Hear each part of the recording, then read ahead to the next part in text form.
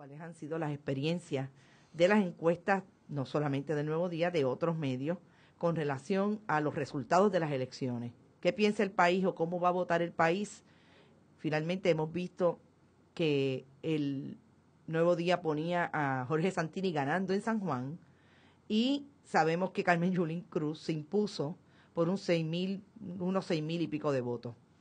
Por otro lado, también lo vemos tan reciente como en agosto del año pasado, diciendo que el sí ganaba el referéndum, el sí con relación a las enmiendas constitucionales para limitar el derecho a la fianza, y ya sabemos cómo ganó el no por un amplio margen. Yo creo que es importante que nos hagamos esas preguntas, si el país se mueve o no hacia esa posición que le niega la posibilidad a una pareja del mismo sexo que quiera casarse. Ese es un punto, pero también vemos cómo se contradice esa misma premisa cuando dicen que favorecen la otorgación de más derechos. Así que no es solamente la muestra, también son las preguntas que se hicieron, cómo se hicieron, y eso todavía no me lo explica la encuesta.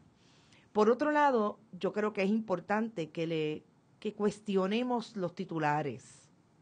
Cuando yo leo los resultados de la encuesta y me encuentro con el 41% favoreciendo la otorgación de más derechos, pues se están negando lo que algunos entienden sería un derecho en relación al matrimonio, pero están diciendo que favorecen más derechos. ¿Qué es lo que está proponiendo la legislatura de Puerto Rico en este momento? Precisamente que se incluya a las parejas del mismo sexo en todos los estatutos que tienen relación con más derechos en relación al discrimen por razón de género, violencia doméstica, orientación sexual, etcétera.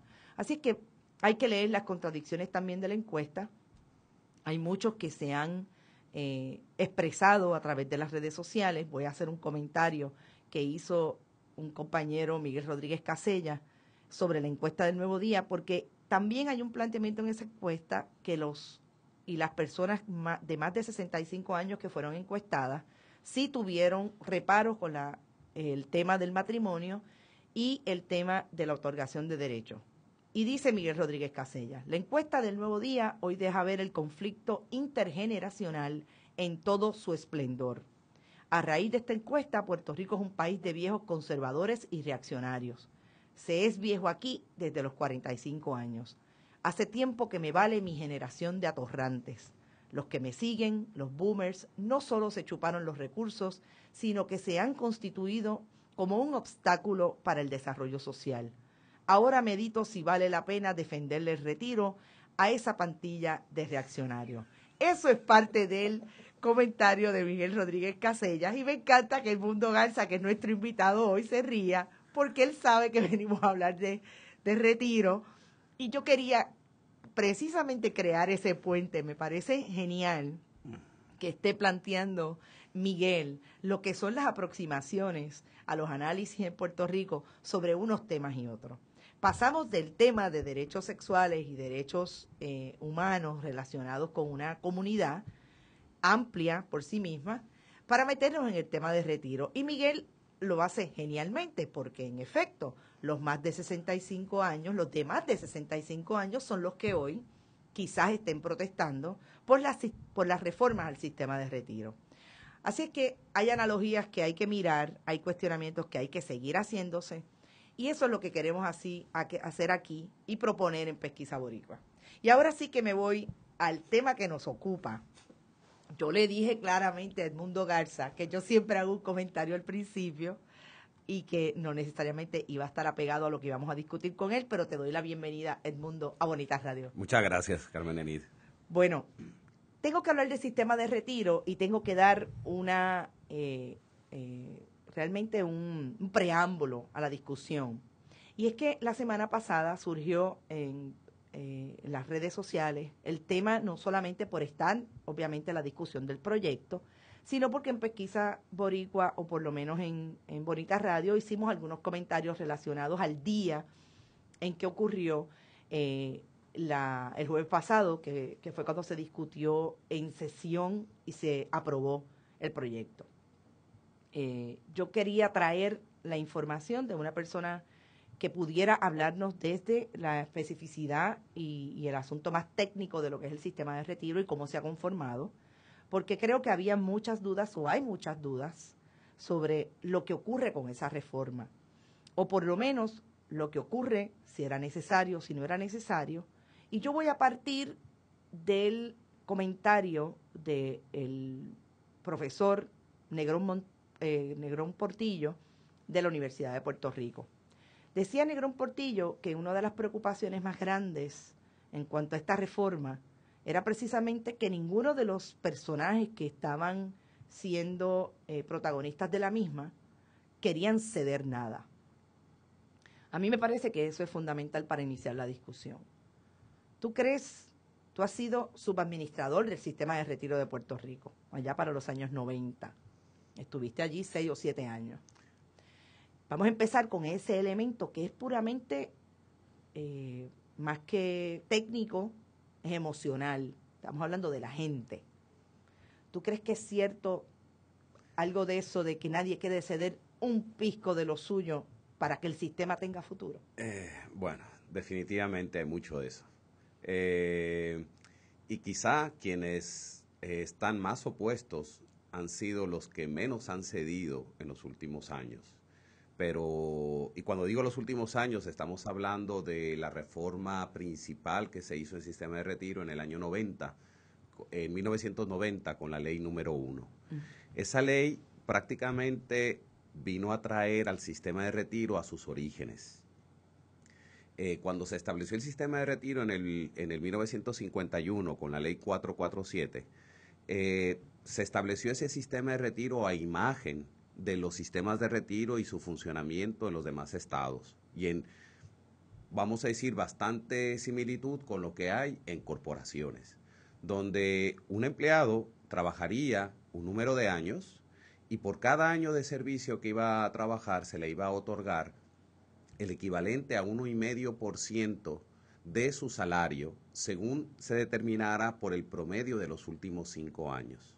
Eso es como funciona cualquier sistema de retiro. Y así se estableció en el 1951. Cuando fueron pasando los años, sobre todo los años 60, fueron prósperos. Ya en el año 70 las cosas empiezan a apretarse. En el año 73 explota la crisis. La crisis del petróleo, etcétera. Sí, pero todavía en el año 72, como promesa de campaña, se hace una otorgación de un beneficio a los empleados públicos que realmente no tenía ni fundamento, ni estaba financiado, ni tenía, por decirlo así, ningún estudio que le sustentara. Y es precisamente la otorgación de lo que se llama la pensión de mérito.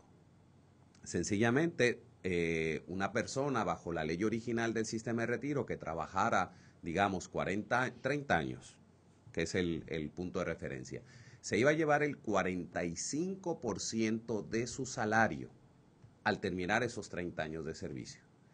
E iba a recibir el 45% del salario promedio de los últimos 5 años, bajo la premisa de que normalmente una persona en sus últimos años de trabajo, por las acumulaciones de aumento, es que tiene su mayor salario. Su mayor salario. Antes de que termines, ¿esa promesa de campaña fue del Partido Popular o del Partido No Progresista? 72 a 76. Que ganó el Partido Popular. Ganó el Partido Popular, es una promesa de Rafael Hernández Colón. Okay. Correcto. Entonces, con eso, básicamente se da un salto de que las personas, por trabajar 30 años, van a recibir un 75% de su salario más alto. ¿De dónde se va a pagar ese incremento de 45 a 75? Es prácticamente el doble. Claro. Y no se proveyó de ningún medio de financiamiento, de ningún incremento significativo en la aportación que iba a hacer el patrono, el gobierno, ni en la aportación que iba a hacer el empleado. Y así transcurrieron los años del 72-73 hasta el 85, estamos hablando de 14 años, 15 años, y ya en poco tiempo, 15 años, se ve que el sistema de retiro, de continuar así, no funciona. Ya las premisas de que se iba a terminar el sistema de retiro eran para el 2008, bajo esas condiciones. Y así que se hacía imprescindible volver a reformar el sistema de retiro, y curiosamente otra vez bajo la misma administración de Hernández Colón, que se pasa la ley número 1 del 1990. Y esa ley lo que hace, en esencia, es revertir el sistema de retiro a su origen. Es decir, vuelve a establecer que la pensión se debe determinar en función del 1,5% de lo que cada persona tenga por salario. Ya no es en función de los últimos 5 años, esto es otro truco, ¿verdad? Sino en función de los 5 años de salario más alto. Ajá. Eso crea un paréntesis, porque eso crea una subcultura en los empleados públicos que saben que si su pensión se va a determinar en función del salario más alto, pues aquí de lo que se trata es conseguir un puesto de confianza en algún cuatrenio, ¿verdad? Porque eso te va a aumentar significativamente tu pensión. Pero son 5 años. 5 años. Y entonces, claro. Pero con 4, con 80% que impacte el eso aumento, iba, a eso iba.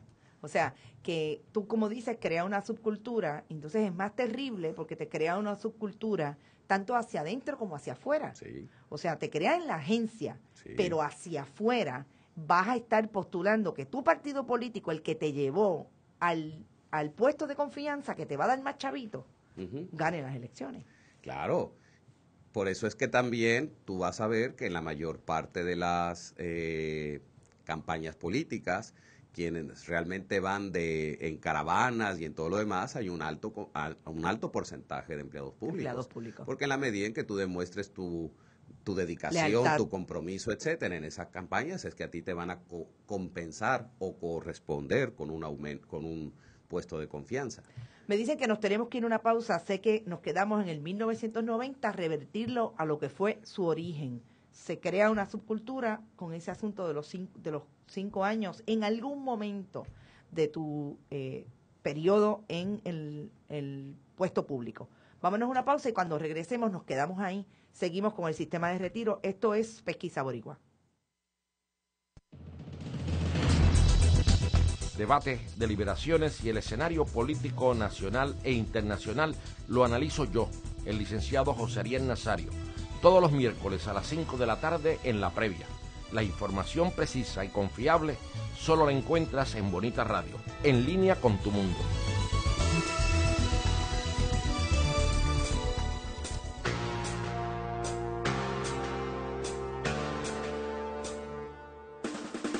Ubícate aquí en Musicaliza. Sonidos diferentes para oídos independientes. Por aquí, en Bonita Radio.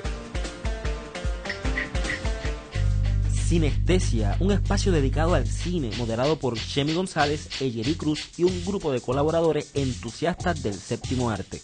Sinestesia explora diferentes puntos de vista de películas independientes, comerciales, nacionales, internacionales, documentales, ficciones, animaciones y de todo índole. Descubre un cine que se nos presenta como estímulo los jueves a las 4 de la tarde por Bonita Radio, en línea con tu mundo. Y regresamos a Pesquisa Boricua, esto es Bonita Radio. Recuerde que nos puede ver y escuchar a través de ustream.tv, /channel, /Bonita Radio, que estamos en facebook.com a través de Bonita Radio y en Twitter, Bonita_Radio. Nos quedamos en el 1990. Yo creo que es importante, cuando hablamos de 1972, 75 fue la... 73. Estamos hablando de la reforma, una primera reforma, pasaron 15 años, nos dimos cuenta, hay que revertir, se dieron cuenta, revertieron, pero esas personas que antes del 90 tenían los otros beneficios, no se afectaron. No se afectaron. De hecho, el único efecto que hubo sobre los que hasta entonces estaban trabajando en el gobierno es que se les incrementa la aportación de empleado que tienen que hacer al plan. Y el patrono ahí sí aumenta también la aportación. Okay. Con ese incremento de aportaciones y el ya no seguir extendiendo el beneficio, pues se anticipaba que se le daba vida al sistema de retiro por lo menos hasta el 2014, 2018. Claro está, las propuestas que traían los actuarios para entonces era que la ley fuera efectiva y redujera los beneficios de los que habían empezado a trabajar antes de 1990, porque la sangría que se había abierto al establecer el incremento en el pago de pensión a la pensión por mérito iba a seguir para la inmensa mayoría de los empleados públicos. De hecho, según ya las estadísticas que han estado ofreciendo ahora, lo que queda de ese grupo son 23,000 personas. Y esas son 23,000 personas que equivalen a una quinta parte de los participantes del sistema de retiro, menos de una quinta parte, que son los que han entrado hacia el final en los años 80 prácticamente, y que son los que van a verse afectados o que se están viendo afectados ahora un poco. Y no es tantísimo lo que se está afectando cuando tú lo miras con objetividad. A eso vamos. Se afectan porque ya no son a los 55, se van a los 62. Por un lado. Se incrementa la edad a la que tú te podías retirar de 58 a 61. A 61. Ese es un tema que podemos también abrir un paréntesis, ¿verdad? No hubo de parte de ninguna de las administraciones la suficiente fuerza de voluntad política, o el atrevimiento político más bien, de incrementar la edad para el retiro a las personas del sistema, a los empleados públicos. A nadie le extraña, ¿verdad? Porque el gobierno federal no le preguntó a nadie cuando incrementó la edad mínima para recibir seguro social a los 62. Exacto. ¿Verdad? Y el seguro social lo tiene que hacer porque de otra manera no hay forma de poder satisfacer los pagos de pensión.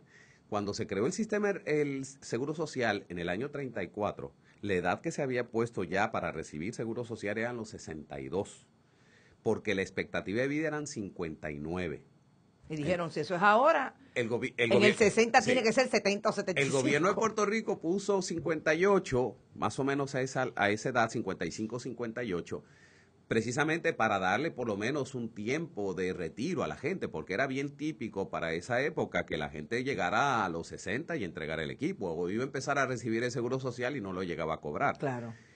La expectativa de vida hoy día, que es 82 para la mujer, 79 para el hombre, si se hubieran mantenido los mismos principios bajo los cuales se creó el seguro social, estaríamos hablando que la edad de retiro serían 82 años. 82, exacto. Y si bajo esos mismos principios que existían entonces se aplicara eso al sistema de retiro, estaríamos hablando que la edad para retirarte tú del sistema de retiro serían los 70 y pico. Entonces, nadie se atrevió a decir, mira, gente, es que estamos durando mucho más. Y lo que antes tú esperabas en una proporción financiar con 30 años de trabajo y aportaciones, financiar un retiro de 3, 4, 5 años. Sí vas a tener tus excepciones del que te durara mucho, pero en la mayor parte de la población tú estabas financiando en una proporción de 30 años a 3, 4 años de retiro. Al no afectar la edad de retiro ni extenderla, significa que ahora los mismos 30 años de servicio, los 25, los 40, los que sean, tienen que financiar una cantidad mucho mayor de años como retirado. Y eso es lo que le pasó al Seguro Social, y hubo que aumentar la edad para recibir Seguro Social. Y eso es lo que le pasaba al sistema de retiro, pero nadie se atrevió a incrementar esa edad. En el 90 los actuarios dijeron, mira, que hay que incrementar la edad para empezar a recibir el Seguro Social, pero no se atrevieron.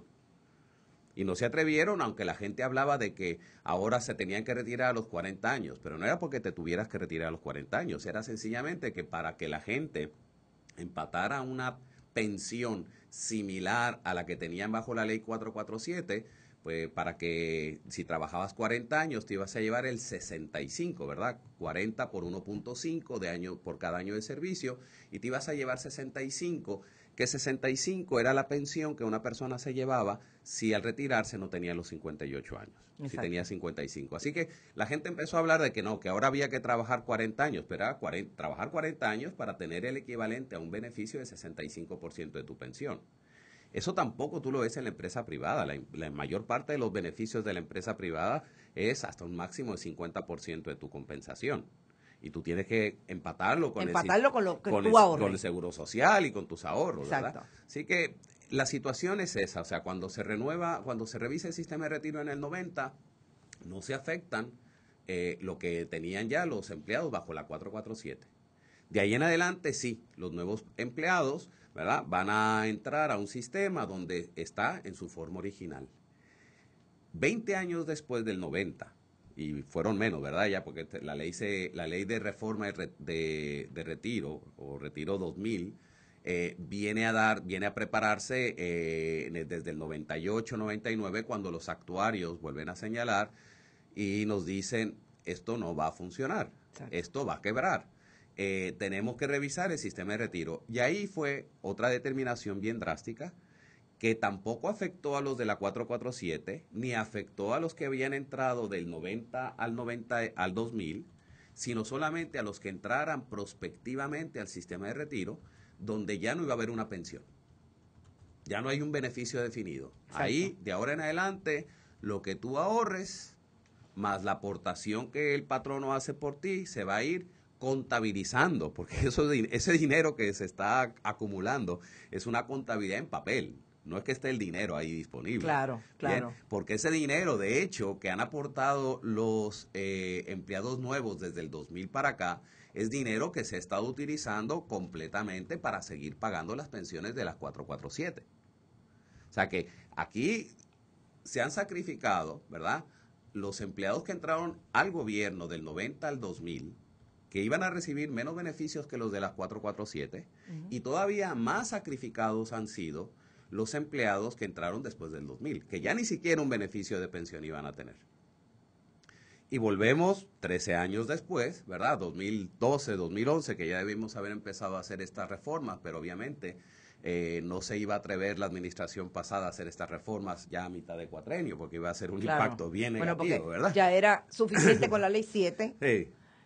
Como para meterse en el asunto del sistema exclusivamente por el costo político partidista. Correcto. Aunque tuviera un costo para el país, como ha tenido desde el 1973. Y sí, lo ha tenido. Bueno, ahora vamos al de ahora. Entonces, llegamos al 2012, ¿verdad? Y dice, miren, gente, ya ni siquiera hay fondos. Ya el dinero que hay en caja en sistema de retiro no alcanza ni para el año que viene. Así que ya de entrada, ¿verdad?, la aportación del gobierno central, hágase por medio de aportación patronal o hágase por medio de asignación presupuestaria del presupuesto general, tiene que dedicarse una cantidad significativa para cubrir esos pagos de pensión. Aquí estamos hablando de que el dinero que sale del gobierno central es el que aportamos todos, incluyendo también los que trabajan en el gobierno. Claro. Así que ahora, ¿verdad?, se nos está pidiendo también a nosotros un sacrificio al resto de la población, porque los recursos que se pudieran dedicar a educación, a carreteras, a servicios médicos, a 1000 otros objetivos, tiene que dedicarse a pagar los beneficios de pensión. Así que todo el pueblo, en este caso, se está sacrificando. Y nos estamos sacrificando por mantener y defender lo más posible los beneficios de los empleados bajo la 447. Y para los empleados de la Ley 1. De la Ley 1. O sea, estamos hablando 23,000 son de la 447. Sí. ¿Versus cuántos de la Ley 1? 46,000. 46,000. O sea, estamos hablando... Y la mayoría, ¿verdad?, que son más de 62,000 empleados bajo la Ley Reforma 2000, Reforma 2000. De la Reforma 2000. Pero básicamente nosotros estamos en este momento de sistema, de reformar el sistema, defendiendo las pensiones de esos 23 y esos 46. Principalmente la de los 23. Principalmente la de los 23. Sí. A mí me encanta llegar a este punto, porque como yo empiezo siempre con la pregunta de cuánto estás disponible a dar tú, ¿verdad?, cada uno de nosotros. Yo voy a lanzar, y esta pregunta no es para ti, la pregunta a todos nuestros ciberescuchas. Busquen en su familia dónde están esos 23,000. Tiene que haber, mire, aunque sea medio, ¿ok? Búsquenla, las familias en Puerto Rico son extendidas. Esa es la pregunta que le lanzo. Ok, vamos a seguir la trayectoria. Ok, pues básicamente de eso se trata, ¿verdad? Yo entiendo la preocupación mía cuando empezaron, no la preocupación, pero la interrogante que yo tenía cuando empezaron a salir las ideas de la reforma del sistema de retiro, ya tal como estamos se ahora, aprobando, ya estamos en el 2013. Muy bien. Yo el planteamiento que me hacía era si realmente con lo que se estaba haciendo iba a ser suficiente, porque se expusieron cuáles eran las medidas, se revisaron, se ajustaron, etcétera, pero nunca se mostró, por lo menos yo traté, ¿No lo viste? No lo vi, y aunque lo traté de buscar, pero no estaba disponible. El estudio actuarial, de hecho, no estuvo disponible ni siquiera para las agencias acreditadoras, porque en un comentario que ellos hacen, diciendo, ok, se ve que esto puede funcionar, las reformas que se han hecho al sistema de retiro, pero no hemos visto el informe actuarial. O sea que realmente todavía nos queda saber hasta qué punto con esto estamos realmente salvando el sistema de retiro. ¿Tienes idea de quién hizo ese estudio actuarial? Si lo sabes Bueno, por tu profesión. la firma que actualmente se desempeña como actuario del sistema de retiro es Milliman. Milliman. Okay. Es una firma de actuarios muy reconocida en Estados Unidos. Okay. El efecto que tenga, ¿verdad? Por lo menos es un paso. Y es un paso que se ha reconocido como significativo. Los ajustes, en realidad, pues mira, sí, se van a ver afectadas unas personas. Y realmente duele, porque a mí me ha tocado tener esas conversaciones con esas personas que ya estaban planificando que se iban a poder retirar con este presupuesto, con estas ideas, y ya habían hecho pues todos los planes. Y de la noche a la mañana esta ley pues les va a afectar. ¿Le afecta cuántos años? Por ejemplo, 3 años, de la gente con quien tú has podido tener esa conversación, de los 58 a los 62, 4 años. Bueno, lo que pasa es que lo que se está haciendo es que las personas que no hayan alcanzado los 30 años de servicio bajo la ley 447 no llegan a tener el beneficio, pueden no llegar a tener el beneficio de pago de pensión de mérito. De mérito. Es decir, puede ser que se queden, si trabajaste 28 años, ¿verdad? Pues te quedas con el beneficio que hasta entonces tenías, tal como se ha publicado la noticia. Okay. Porque de ahí en adelante, los 2 o 3 años que te falten, los estarías ya no cotizando bajo la ley 447, sino bajo la nueva. Una aportación que te va a rendir o te va a dar un beneficio según rindan las inversiones o los índices bajo los cuales se hace el reconocimiento de ganancia o dividendos o intereses que reciben las aportaciones del dinero que tu año 28 como trabajador hasta el 30 hayas complementado. Así que sí hay un efecto. Sí hay un efecto. Hay un efecto. Definitivamente es un efecto que, pues, lo que sale, por ejemplo, hoy día el día de hoy en el periódico, ¿verdad? Que hay gente que ante esta situación va a preferir retirarse antes del 30 de junio. Y están hablando de cerca de 14,000 empleados.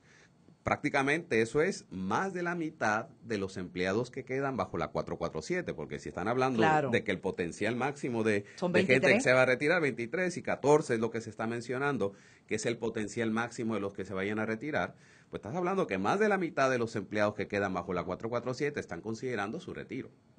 Y ahí eso plantea una problemática, ¿verdad? Como bien se identifica, que los que salen son los empleados con más experiencia. Con más experiencia, sí.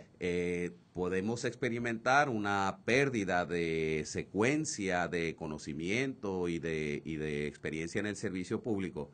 También son los de más altos salarios, o sea que estamos dando oportunidad a que entre gente nueva, con salarios más bajos, ¿verdad? Porque apenas están empezando y puedan traer también su aportación al país. Claro.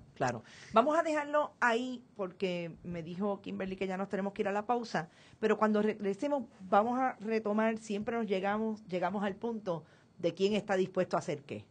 Y ese cálculo que acabas de hacer de quiénes son los que se van y cuál es la experiencia que podrían tener versus los que regresan, los que ingresan, es interesante igualmente. Estamos hablando del sistema de retiro, reforma en Puerto Rico. ¿Quiénes han sido los responsables? Yo voy a atreverme a hacer un resumen bien análisis, periodismo 101. Si estamos hablando que en el 1973 la administración del Partido Popular era la que estaba al frente del país y le imprimió una reforma a ese sistema que aparentemente lo estuvo desangrando por 15 años, pues ahí hay un rojo. Después vinieron los azules, en el caso del Partido Nuevo Progresista, y sabemos que no se atrevieron a revertirlo quizás a donde tenía que llegar por el costo político partidista. Aquí hablamos de que todo el mundo aparentemente ha sido responsable. Cuando regresemos en Pesquisa Boricua. Culturéate. La cultura del mundo tiene su espacio en la red. Escucha las múltiples voces de la diversidad. Entérate de lo que no sabías y cuéntanos lo que no sabemos. Una revista cool y cultural. Culturéate. Todos los jueves a las 5 de la tarde por Bonita Radio. En línea con tu mundo. Hay quienes nos llaman afeminados, machúas, patos, buchas, maricas, tortilleras, maricones, parifos, partidos. y hasta hay gente que nos llama torcidos. Pero nosotros somos muchísimo más que eso. Nosotros somos retorcidos. Escucha las voces de todos y todas los miércoles a las 8 de la noche por Bonita Radio. Los miércoles a las 7 de la noche, disfrute de los espíritus destilados y fermentados, la combinación con la comida y a mejorar nuestro conocimiento en el arte del buen comer y beber.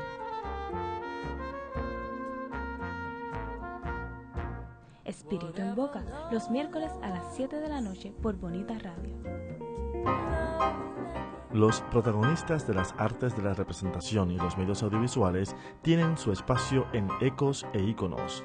Conoce a los artistas que han trascendido el tiempo a través de sus aportaciones artísticas.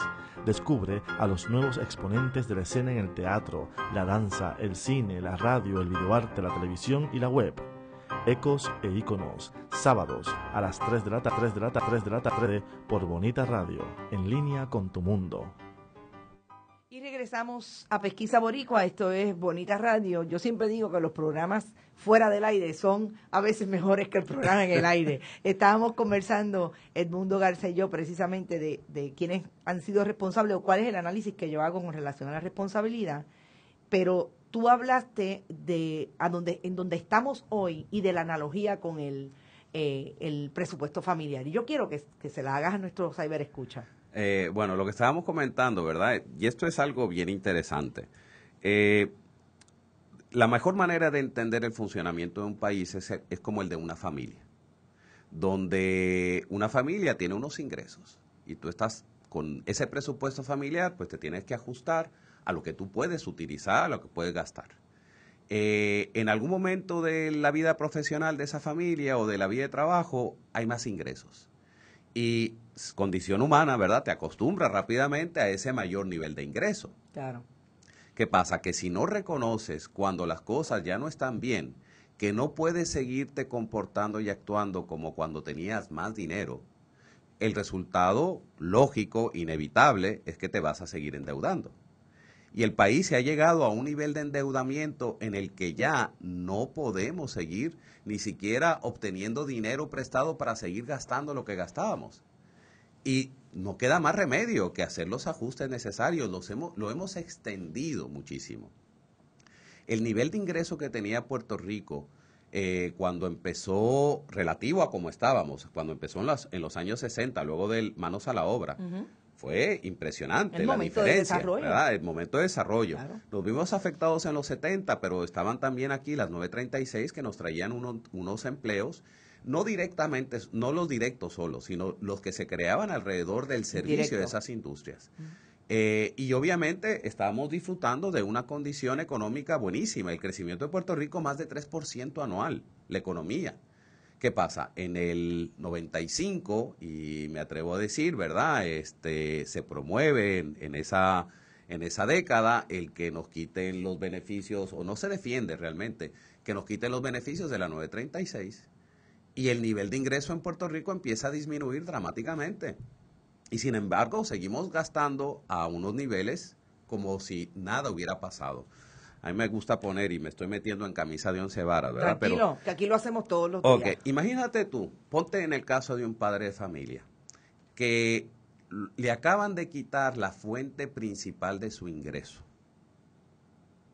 y decide que de ahora en adelante, después de que le han quitado eso, que ya se lo van a quitar, se va a comprar un carro nuevo, va a ampliar la terraza, va a hacer una extensión a la sala, a la cocina, va a reformarlo todo.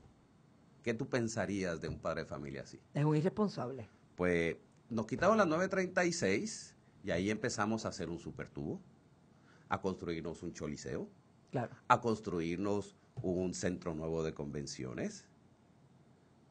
Es lo mismo. Es lo mismo. Es lo claro, mismo. porque estás utilizando el mismo El presupuesto que no tiene. El dinero que antes, si tú proyectabas que de acuerdo a lo que venías ganando ibas a poder pagar eso, mira, no. Entonces, obviamente, ya el gobierno no lo puede hacer. Claro. Y tenemos esos asuntos y tenemos que construir infraestructura para el país. Y eso, nos guste o no nos guste, ¿verdad? Tenemos que buscar gente de fuera. Esas son las APP. Claro. Alianza Público-Privada, porque ya yo gobierno, yo no tengo padre la de familia, capacidad. ya no tengo la capacidad, tengo que buscar a alguien más. Y cuando decimos, por ejemplo, que es uno de los reclamos que se están haciendo, pero es que antes de haber ajustado, bajado las pensiones, se debió haber pensado en levantar más ingreso y buscar otras fuentes de ingreso para no afectar las pensiones. Pero es que ¿de dónde lo vamos a sacar? Por ejemplo, el impuesto a la foránea. Háblame un poco de bueno, yo le llamo la paja mental, el impuesto a la foránea. Todos sabemos que queremos que la gente que venga, que tenga mayor capacidad, pague más. Yo no tengo ningún problema con eso. Pero llevarlo a que esa es la única solución, cuando en este país la gente se está yendo, los inversionistas se están yendo, porque cada vez es más costoso hacer negocios en Puerto Rico. ¿De qué estamos hablando de los impuestos a la foránea? Bueno, es un tema que daría para otro programa. Ese daría para otro programa. Mira, de todas maneras, déjame hacer un comentario que se nos quedó. Fíjate lo que cuando juzgamos las responsabilidades, hay que hacerlo con justicia y reconociendo el momento histórico en que las decisiones se toman. Porque tú estás hablando en el 72, por ejemplo, cuando se habla de la pensión de mérito, y realmente los sueldos que pagaba el gobierno eran mínimos. Ahí realmente es lo que todavía mucha gente lo oyes hablar, la añoranza de lo que era el servicio público, el compromiso, ¿verdad? Porque realmente lo que tú ibas a recibir trabajando para el gobierno era mínimo. Entonces, cuando tú hablas de que vas a incrementarle la pensión a los pensionados y les vas a dar el 75, en realidad con los números que estás trabajando es que es de unos mínimos, ¿verdad? La cantidad de pensiones mínimas en el sistema de retiro bajo la 447 es inmensa. O sea, gente que lo que recibieran $200 para el 90. Y eso era su pensión mensual. Que eso te habla, aún bajo la 447, de que realmente el 75% de lo que fuese la compensación de esas personas que trabajaron era mínimo. Como que era bajito. Era mínimo. Donde viene el problema es entonces cuando se pierde de perspectiva que trabajar en el gobierno o se deja la cultura de que trabajar en el gobierno era de poco salario y el gobierno empieza a pagar salarios que tú puedes ver hoy día. Son salarios más altos hasta que la de la empresa privada. Mira los salarios del Fondo Seguro del Estado, mira los salarios en el GDB, mira los salarios en cualquiera de las corporaciones, son más altos que lo que una persona en el equivalente a la empresa privada casi recibe. Un asesor de la Fortaleza hoy todavía se gana menos que las del cuatrienio pasado, pero yo te puedo asegurar que se gana más que un gerente de alto nivel del Nuevo Día. Totalmente. O sea, yo te lo aseguro. Porque, oye, y estoy utilizando el Nuevo Día porque conozco la fórmula de salario. Sí.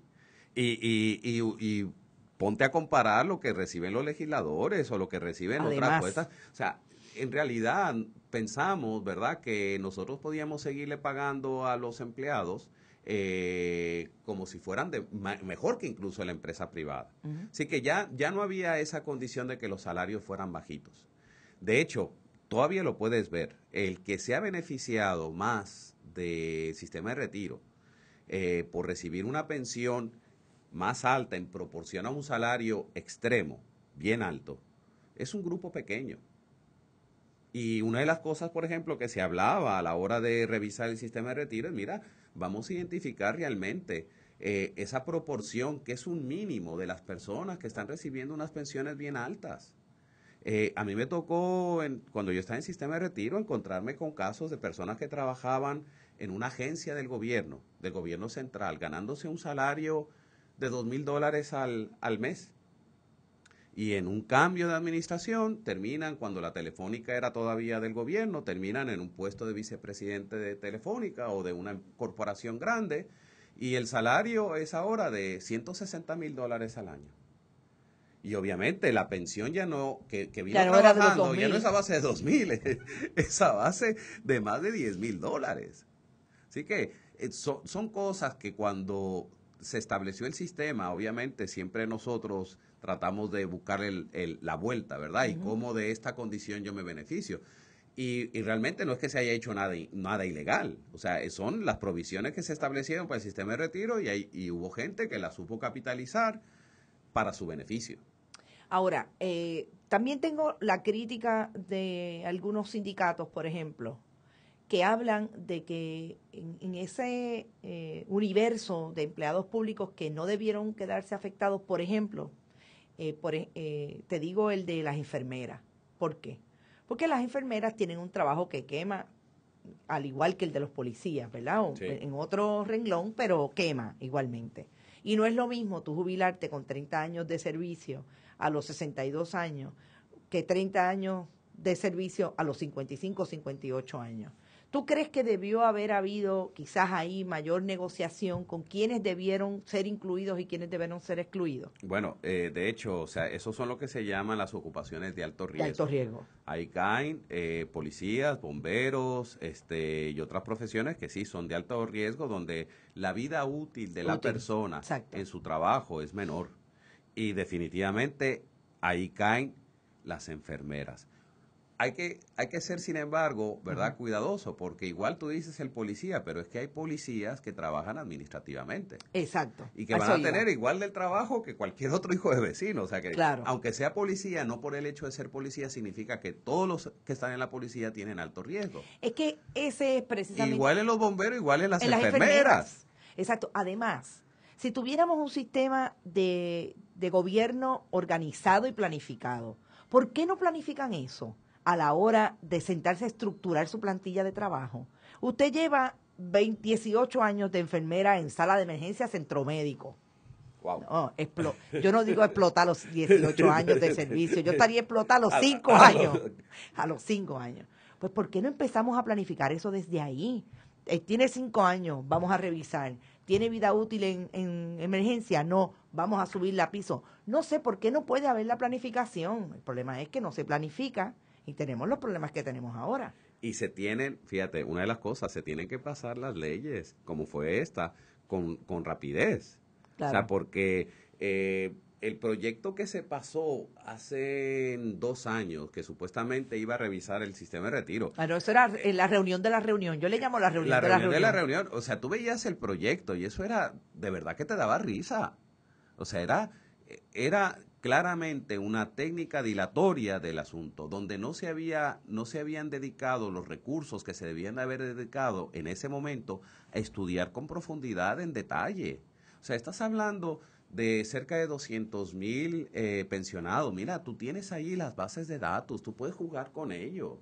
Tú puedes decir, mira, ¿a quién realmente, dónde está el impacto de esta medida? ¿Quién se afectaría acá? ¿Cuál es realmente la población o la gente que se va a poder perjudicar de esto? ¿Qué remedios le podríamos hacer? O sea, muchas cosas que se fueron trabajando, pero no necesariamente con la profundidad. Si lo hubieran hecho, esos serían los argumentos que había que presentar. Que había que presentar hoy. Ahora. Bueno, tengo que irme a una pausa, pero sobre eso voy a decir que me pareció interesante en la discusión de la aprobación de la medida el jueves, que uno de los portavoces del Partido Popular, en la minoría del Partido Popular, en la discusión, en aquella comisión que intentó traer un proyecto de la administración Fortuño, planteó, miren, no solamente no había miradas profundas con relación al asunto, que ahora tú mismo me lo estás confirmando, es que incluso la edad se llevaba 70 años. Ahora se quejan por 62, yo no me quiero imaginar si hubiera sido 70 años. Cuando regresemos en Pesquisa Boricua, terminamos con esta discusión por hoy sobre la reforma del sistema de retiro. Sinestesia, un espacio dedicado al cine, moderado por Chemi González, Eyeri Cruz y un grupo de colaboradores entusiastas del séptimo arte. Sinestesia explora diferentes puntos de vista de películas independientes, comerciales, nacionales, internacionales, documentales, ficciones, animaciones y de todo índole. Descubre un cine que se nos presenta como estímulo los jueves a las 4 de la tarde por Bonita Radio, en línea con tu mundo. Hay quienes nos llaman afeminados, machúas, patos, buchas, maricas, tortilleras, maricones, farifos, partíos. Y hasta hay gente que nos llama torcidos. Pero nosotros somos muchísimo más que eso. Nosotros somos Retorcidos. Escucha las voces de todos y todas los miércoles a las 8 de la noche por Bonita Radio.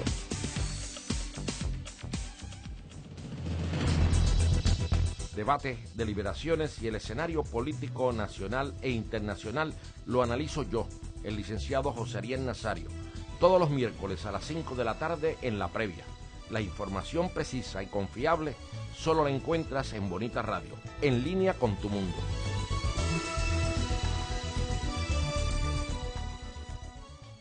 Y regresamos a Pesquisa Boricua. Estos son los últimos minutos. Hoy escuchando una excelente explicación de Edmundo Garza, que hablábamos en la pausa. Nos vamos a la historia, cuáles son las responsabilidades de alguna de las diferentes administraciones gubernamentales. Tratamos de verlas en su contexto, ¿verdad? El país tiene que aprender a cuestionarle a sus políticos, pero el país también tiene que aprender a asumir responsabilidad precisamente de no haber hecho las preguntas importantes y correctas en el momento que sale a votar. Porque como a este país lo que le encanta es ir a votar, yo siempre planteo que el ejercicio tiene que ser mucho más de pedir derechos. Tiene que asumir usted la responsabilidad de cuando lo hace, saber si tiene las contestaciones por lo menos correctas a las preguntas que usted hizo. Y el sistema de retiro no es nuevo, que tiene una crisis.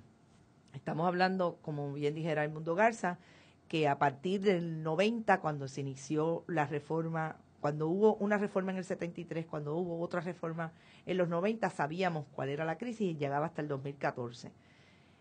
Yo quiero preguntarte, Edmundo, estamos hablando de un sistema que, como tú bien dices, fue una ley que había que pasar muy rápido. Yo creo que por dos razones, ¿verdad? Yo me atrevo a decir que la rapidez tiene que ver mucho con el costo político que puede tener una decisión como esta, porque hacia la opinión pública las malas noticias se tienen que hacer temprano en el cuatrienio. Eso es definitivamente. Y por otro lado, como tú dices, ¿va a quedar vivo o no va a quedar vivo? Más vale que lo hagas rápido, porque si no se te muere el paciente. Ahora, ¿cuál es la proyección desde tu punto de vista científico, técnico, positivo? Tú dices que es un primer paso, pero ¿qué tú esperarías como persona que conoces ese mundo? ¿Qué tú esperarías que se debe seguir haciendo para que esto realmente tenga futuro? Ok, pues mira, debo de añadir dentro de los elementos por los que había que meterle rapidez a la aprobación de esta ley, la presión, ¿verdad? Y no es una presión, o sea, es una evaluación objetiva, científica, que hacen las agencias clasificadoras de crédito. Y si Puerto Rico quiere contar con un acceso a fondos para continuar su infraestructura, sus desarrollos, etcétera, el defender tu crédito es algo bien importante. Literalmente es como si el banco te dijera, o el analista del crédito del banco te dice, mira, pues yo para poderte seguir prestando, yo tengo que ver que tú haces unos ahorros, que tú tomas unas medidas, porque seguir gastando como estás gastando y yo prestarte más dinero, ¿de dónde vas a sacar para pagarme? Así que había que ajustar eso. Eso es precisamente en tu analogía de la familia, lo que el banco te dice a ti. Claro. Cuando hace todo su análisis y tú vas a comprar el carro y te dice, espérate, pero para yo seguirte prestando para un carro, tú me tienes que dar tu cuenta de ahora, tú ven acá, ¿con qué tú me vas a pagar si tienes este montón de deuda? Sí, hay una parodia bien interesante, uno de estas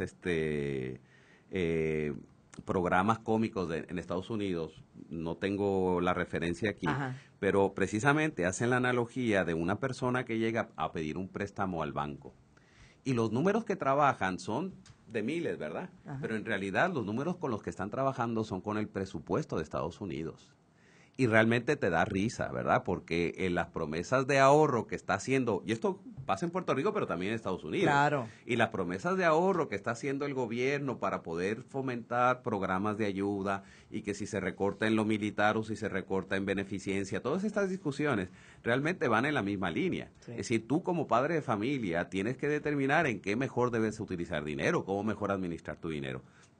Bueno, pero dejando eso a un lado, yo entiendo que es un buen paso, ¿verdad? Por lo menos nos quita un montón de presiones en lo económico que estábamos teniendo en Puerto Rico, nos da un respiro para poder salir de esto, aunque sea de esta manera, y estar empezando otra vez a mirar al futuro.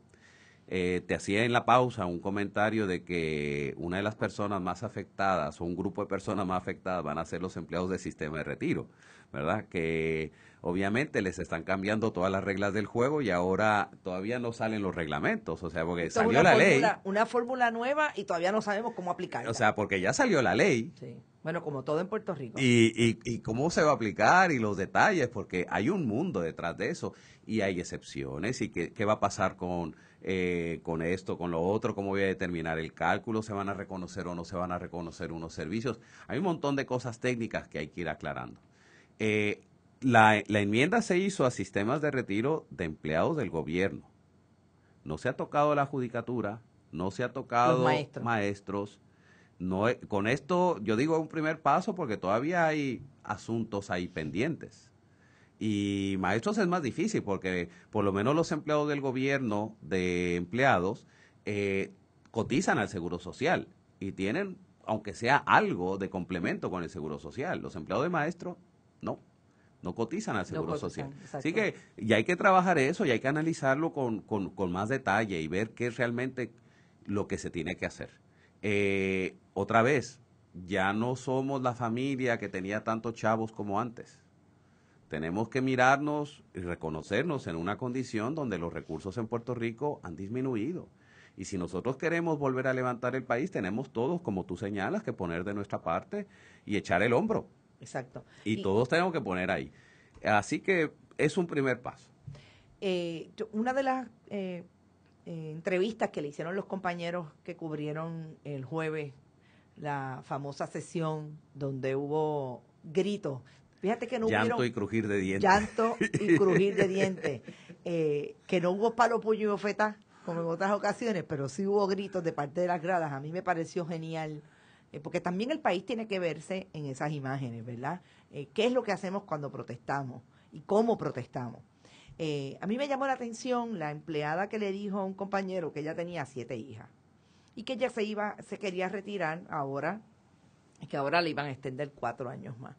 Y yo, si hubiera estado de frente a esta persona, le hubiera dicho, y dígame cómo es que usted en un país que cada vez más tiene un escenario social complicado, ha podido mantener 7 hijas con un salario de la empresa pública, ¿verdad? Del empleo público. No me pareció una persona que tuviera un salario de esos que nosotros hablamos de confianza. Y también pienso que esas deben ser las preguntas que tenemos que hacer. O sea, ¿qué es lo que estamos hablando? Que el Estado tiene la culpa de que yo haya decidido que no iba a utilizar ningún método anticonceptivo y iba a tener 7 hijos. Que en efecto el Estado también tiene la responsabilidad de educarme con relación al género y decirme que las mujeres no somos solamente para parir, pero ¿dónde está mi responsabilidad igualmente? O sea, que es tan complicado, que no es tan fácil de decir el país para los ricos versus el gobierno para los pobres, o el gobierno para los ricos versus el gobierno para los pobres. Es que el país somos todos. Exacto.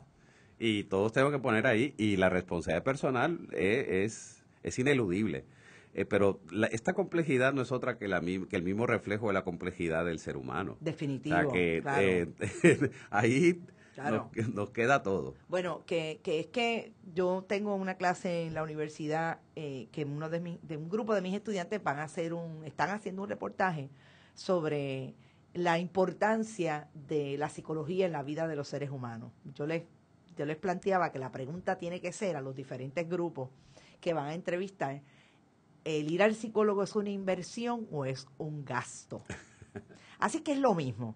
Mire, más vale que usted trate de resolver lo que son sus asuntos más personales y más políticos, que finalmente son igualmente políticos, para tratar de entender la complejidad de la reforma del sistema de retiro, porque yo me imagino que la complejidad está dentro de cada uno de nosotros. Claro, es bien difícil de entender. No es lo mismo como la ve la persona que está bajo la 447. Claro. De hecho, el sistema trae unas alternativas y unas soluciones bien positivas para los de la ley Reforma 2000, que son la mayoría, son más del 50% del total de los empleados públicos. Y a eso se les está otorgando una alternativa de anualidad al momento de retirarse. Exacto. Lo cual no estaba contemplado antes. Y déjame decirte que bajo la premisa normal, que es como lo tenemos todos los demás empleados de la empresa privada.